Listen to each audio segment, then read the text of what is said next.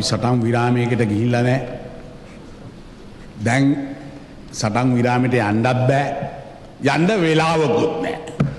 දැනුත් පුළුවන් හැබැයි දවස් 2-5 වුණත් තමන්ගේ තුවක්කුව බිම තියලා අපේ හමුදාවට යටත් වෙන්න තාමත් ඔවුන්ට පුළුවන්කම ඉඩ අපි දීලා තියෙනවායි කියන එක අපි මේ අවස්ථාවේ මතක් කරන්න ඕන. ත්‍රස්තවාදීන්ට වඩා අපේ ඉන්න මිනිස්සු ගැන අපිට කැක්කුමක් තියෙනවා. ඔවුන් දෙමළ ජනතාව වෙන්න පුළුවන්. ඒ ඉන්නේ මේ රටේ පුරවැසියෝ. මෙහෙමයි මේ රට විනාශ කරේ. සර් මේ නාස්තනවා කියලා විදිහ මම දැක්කේ මේ වලට කියලා. මොන පත්තරේ දන්නේ නැහැ. ලංකාවේ පත්තරේ පෙන්නනවා කියන්නේ ඒකට තමයි දාන කවුරු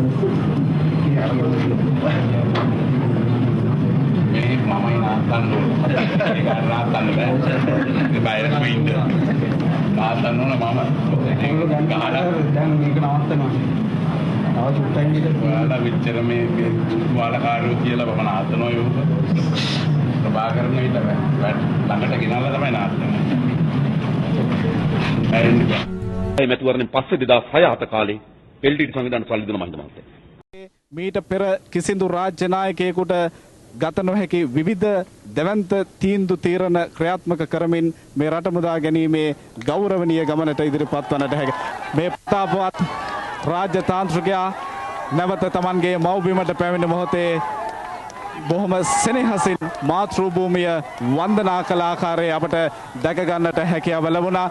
ත්‍රස්තවාදයෙන් රට මුදාගත් තමන්ගේ සදාදරණීය නායකයාණන්ට මේ රටේ ජනතාවගේ ගෞරවයයි මේ එනිසා මේ විධායක බලය යුද්ධ වර්ධනය කරා. යුද්ධ නිර්මාණය කරා. යුද්ධ අවසන් කරේ නෑ. යුද්ධ සිවිල් යුද්ධ කොයි හරි වෙලාවක අවසන් වෙනවා. සිවිල් යුද්ධ මේ සියවස් ගණන් මේ සිවිල් යුද්ධය දෙන්න මේක දශක 3ක් ගියා. සිවිල් යුද්ධයක අනිවාර්ය ලෙස එක් පාර්ශ්වයක් ජයග්‍රහණය කරලා තව පාර්ශ්වයක් පරාජය වී අවසන් වෙන සිවිල් යුද්ධ. ඒක අවසන් වෙනකොට මම ජනාධිපතිවරයෙක් හිටිය රටේ උත්තරයි.